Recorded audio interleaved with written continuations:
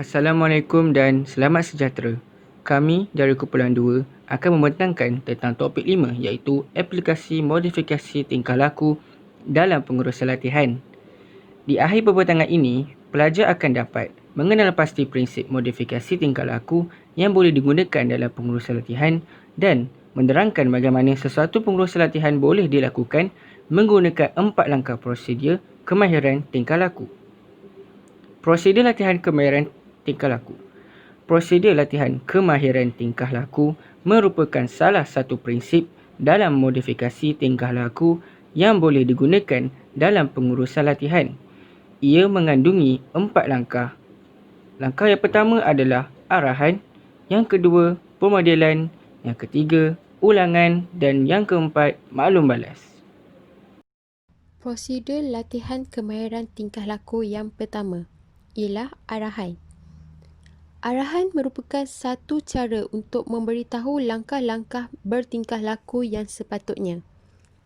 Ia mestilah dimulai dengan langkah yang paling mudah kepada langkah yang paling susah serta berturutan.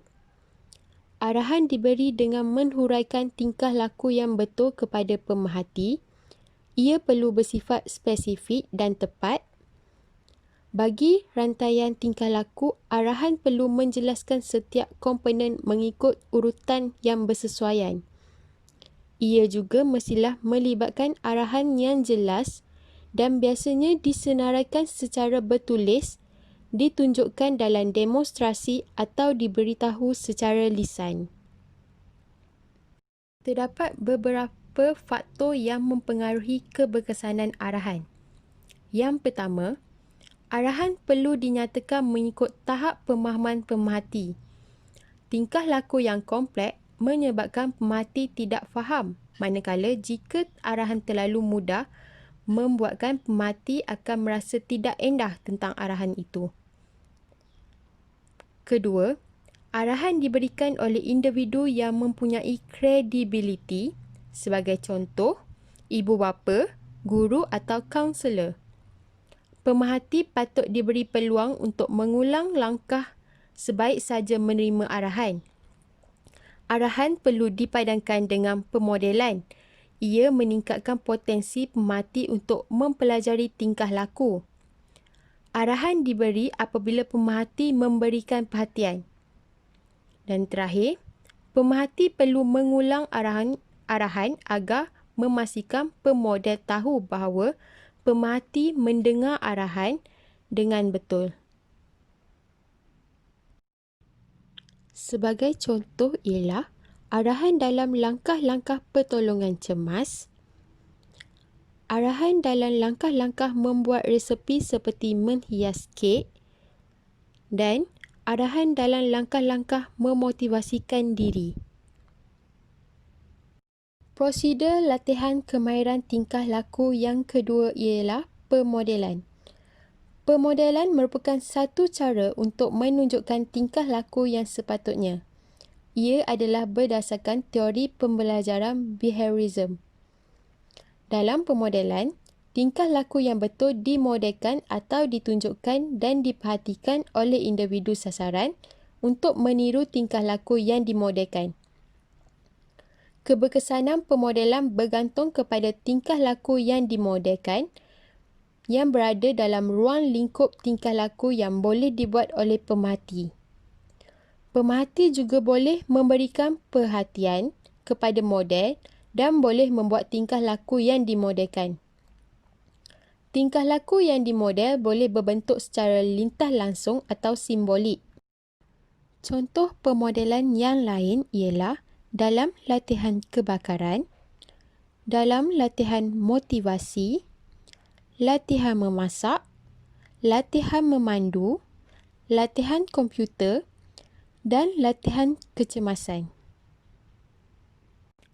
Terdapat beberapa faktor yang mempengaruhi keberkesanan pemodelan. Yang pertama, ciri-ciri model perlulah sama dengan pemerhati atau model berstatus lebih tinggi. Sebagai contoh, kanak-kanak yang sama umur atau jantina, atau model terdiri dari guru, ahli sukan dan selebriti. Kekompleksian tingkah laku yang dimodel juga perlu sesuai dengan tahap perkembangan atau keupayaan pemerhati. Tingkah laku yang kompleks akan sukar untuk diberi perhatian, manakala jika tingkah laku yang dimodel terlalu mudah, pemerhati tidak akan memberi perhatian. Pemerhati juga perlu memberi perhatian kepada model dengan memberitahu aspek penting tingkah laku yang memerlukan pemerhatian lebih. Tingkah laku yang dimodel perlu diulang beberapa kali sehingga pemerhati boleh meniru tingkah laku dengan betul. Tingkah laku dimodel dengan pelbagai cara atau situasi.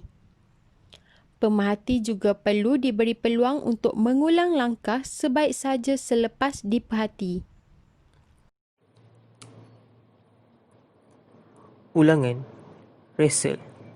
Ulangan merupakan satu cara untuk memastikan tingkah laku yang sepatutnya dengan cara meminta peserta atau pelatih melakukan sendiri. Ia memberi peluang kepada pemerhati untuk melihat dan berlatih selepas menerima arahan atau melihat pemodelan. Bahagian penting dalam latihan kemahiran tingkah laku kerana pemodel hanya akan pasti pemerhati belajar tingkah laku yang betul apabila dapat melakukan tingkah laku tersebut. Ia juga memberi peluang untuk meneguhkan tingkah laku yang dipamerkan dengan betul dan memberi peluang untuk menilai dan membetulkan kesalahan jika tingkah laku tidak dilakukan dengan betul. Terdapat beberapa faktor yang mempengaruhi keberkesanan raptai untuk pengulangan. Pertama, tingkah laku perlu diulang dalam konteks bersesuaian melibatkan situasi sebenar atau main peranan dalam simulasi dan bertujuan untuk mengeneralisasikan. Yang kedua, raptai perlu diprogramkan supaya mendapat hasil yang memuaskan. Pemerhati perlu berlatih tingkah laku mudah terlebih dahulu agar berjaya dan dapat peneguhan. Yang ketiga, raptai atau pengulangan tingkah laku yang betul akan diberi peneguhan segera. Yang keempat, jika sebahagian tingkah laku diulang dengan betul, pemodel perlu memberi maklum balas untuk membetulkan tingkah laku. Dan yang terakhir, tingkah laku yang diulang dengan betul perlu dilakukan sebanyak beberapa kali. Yang seterusnya adalah maklum balas atau feedback. Maklum balas merupakan cara untuk memastikan tingkah laku yang sepatutnya dengan cara memberi maklum balas terhadap tingkah laku peserta sama memberi komen bagi tingkah laku yang betul, salah atau perlu diperbaiki.